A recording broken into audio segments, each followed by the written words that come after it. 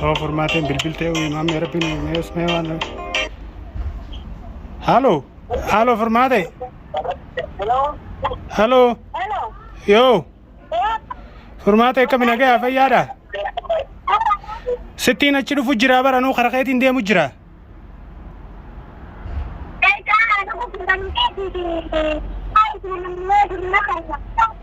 duuba eessa jirta ammaati eessa jirta ati amma eessa jirta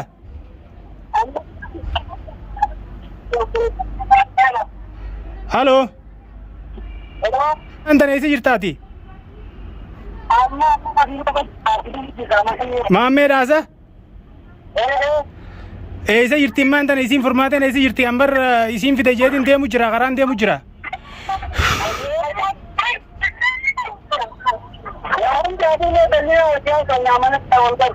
mana kamitti nuti karaa deemu jirra bar karaa deemu jirra ni dachaana jechuudha hayyee duuba deebina isiin amma sanaa seente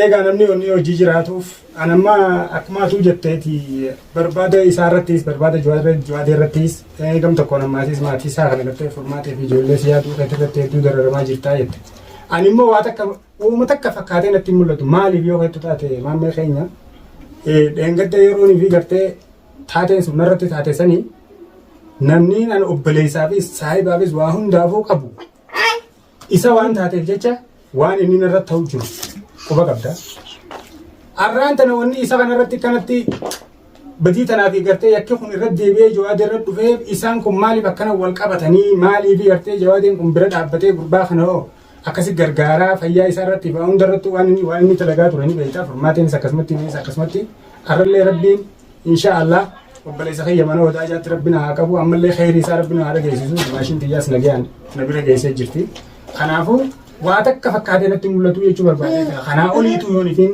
gartee lubbuu xiyya dabarsee kanaaf waan yaada qaba jaalaa keenya galatoomii akkuma itti dhugaadha atis as keessaa namni ammaan dafee barbaadee bakkaan gahuu danda'us kagartee tattaafannaa irra godhee jawaadee kana waan magaalaa kas jirtuuf ani rakkoo wanni natti yoo caalaan deemee kana fidu jiraatu taate baadiyyaa sanatti isaa kote na dhagihe tanaafuu caalaa keenya galatoomii atis magaalaa kana keessaaf haariyaa miti nama magaalaa kana keessa beeku magaalaa kana keessa deemtee ni agartaa natti fakkaata xiyyeeffannaa addaatis irratti bobbaafattee akka balloo kana biraas deeytee edaas dhukkubu jira salas jira rifaatuu gartee ilmaan kas duraa fuudhan saniifuu takkaa gartee ganciiftee hin bulle akkasuma amma arraa teessanuu haadhaa fudhate haa ennu malee akkaataa isiin itti jiraachisu jirtu Allahu a'lam rabbi beeka arra gizee tajaajeen amata meeqa ittiin gartee mijiyyoo tana kophaa isaa guddisee ittiin jiraachisu jiru tana dhufanii jalaa fuudhan rakkoo ajaa'ibaa isii mijiyyoo miilli dhukkub mijiyyoo huccuu takka qofa ofirraa qabdu mijiyyoo fooxaati uffattee huccuu takka qofa ofirraa qabdu fuudhanii kutaniini bakka isaan geessammee Allahu a'lami tanaafuu caalaa keenya galatoomii ana siddee buudhaaf wanni akka tanarra irratti sun jirtu wanni takka tanarra ni aan ni fidanaaf fida bakka inni jiru baaseetiin fida Aisha baba ana fida sa'aatan amma dafne ni fidanaaf fida tamam amma ilmoon xiqqoon tun beeyta laal hin dadhabne ashaan dadhabne amma baba harkumale ettee kana gooti nu rakkisu jirti dhiroo edoo maammee keenya maal seetanii beeyta ilmoon tun amma tajaajilaa tun akkana warrachuu jirti ijoolleen tiyya sanis akkanumatti amma baabaa yeeshuu jirti ilmoon ilmoo magantaadha jedhanii inshaallah isaan sanis waa akkanatti naftuu fi beekadhu amma ishee wanni guddoon qabxiin guddoon jawaadeen qoftiin bakka inni jiru lubbuun jiraachuu isaa qoftii dhaga'uudha wanni nuti barbaadaa jiru ammaan tana fardiin alhamdulillahi furmaateenis baga deebitee dhuftee maa dhufteen jedhanii wanni godhuu qabnu ammaan tana gurbaa san bakka isaan kaayanii yoo nifi isaan illee karaa raameessanii jiraatanii fi waa gartee miciyoo ni jalaa fuudhanii duwwaa kan ittiin deebi'e saba kota jee bishaan baasin digatana egaa waa isaan karaa raameessanii fi isa karaa raameessanii ijoollee tanaa fi maatii isaa kana miidhuuf taatus waan kana godhanii inshallah walumaan baruu teenya Mee ati waan jettu yoo qabaatte asirratti yaadu. Annu wanni jooni beeyta. Alhamdulillah. Maalii fi gartee akka isiin as dhuftu gootanii yoo hojjettan taate ilmi namaa yoo walitti dhiyaatee walii dirmachuu danda'a. Yoo walitti dhiyaatee roorroo walirraa dhorkuu danda'a. Yoo walitti dhiyaatee rakkina walii akka. Rakkina tokko hadheessiteetis fiigeetis hin baane itti fiigeeti firraa cabsita. Kanaaf gaaf tokko jambeeyta namicha tokkootu adurree jedhanii yookaan loqota biraatti bashoo jedhanii adurricha kana yeroo mara aannan dhugee baafata guyyaa kaan jalaa hatee dhugee dhumu. Guyyaa kaan adurrichi gartee kaa hubbaaniif gartee aannan dhugee isaa gabba'u deemu harree qabamte moo qabamti geeti harra wallaan layyee olaatti qaqqabe. Qoronfilaa kanaa kana fuudhee kaa lixiin godhe jee gamana ari'a adurrichi gamas fiigeeti bashoon kun kara ba'uun dhabe qaawwan dhabne bashoon asuma gara galeeti. Isumarratti utaale. Qooqee buugii isaa ol kaasee kiyyee jechuu eegan hubbaaniif takkitti asiirratti utaalee inni jalaa miliqe gidaara kana kaasee. Gidaara kana gartee qalama irraa kaase akkasi booda namtichaa fi inni nuchitti yaafiit wal godhanii huluma gartee harka isaatiin itti cufe dhiiroo akkamittiin banajee lubbuun asi dhufteefi akkasi banee jechuudha. Akkasitti abiddi dulaarraa bane adurrichi ni baafate akkasitti lubbuu ibbaasiyyaa. Ilmi namaa kunis hubbaaniif gartee namni taa'ee halaalaa itti roorisu nama laafaa da'iifa tokko fakkaata. Garuu immoo namni hubaa qabame qabaa san keessaa hara walakja hubaa dhabe yookaa isa waama lamaa beeyta an asirratti akkas goona akkana goonaa siin jiru ta duraati alhamdulillah obboleettiin teenya dhufte nu harka geessee ganaa gartee bira jirra ta jawaadee immoo bakka fadheeru jiraataan magaalaa tana takka beeyna akkuma gartee isin arra gartee abaluu jira waraana jaarree jiratan nuti immoo waraana jaarree hin jiru alhamdulillah hawaasa oromoo bal'aadha qabna jaalala hawaasaa qabna neetwoorkiin hawaasa keenyaa jabaadha ni baafna baafnee guyyaa gartee arra qalbi caba xiqqoo haasawaa keessattis wanni qaqqabbanoonu asii ilmoon xiqqoon baabaa jetti baabaa jette haasawummaan gartee silaajoo hunduu na duraa harkaa faca'a maali keetirra dhaabii ilaalii jira. Suniifin mataa qaqqabadhee qalbii caba tokko nu jira.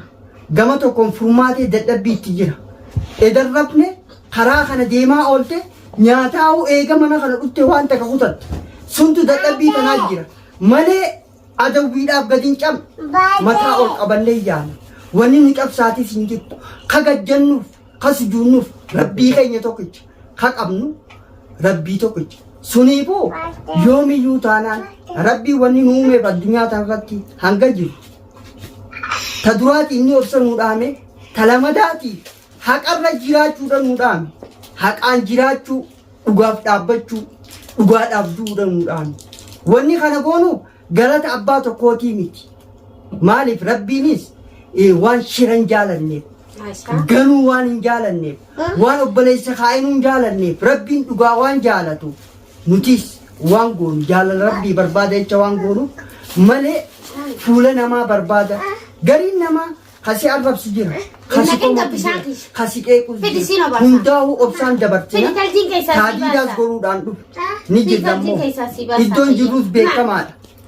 Ammaa booda jechuun akka adurricha saniiti nam tokko si dheessinu. Maaliif tokko du'ee tokko nyaatu wal galgalaa batataati. Yaa bulee yaa baddeessa biyya ofii maaltu gadhiisa laga gama xaafii facaasa ilmi namaa qeerroo jabeessaa jeegaa acaaluun boonni keenya hedduu gattee jechoota yeroo mara sammuu keessaa gattee nu haqamne sun jechuudha. Jirra lalee jirraa sanii yoo nuti arra waliin hin jiraanne jirraan sanii nu jalaan haftu. Arra yoo waliin hin jiraanne yoom waliin jiraanne jenneeti. Wajji jireenya rakkoo fi bal'oo keessattis adda qooddatan.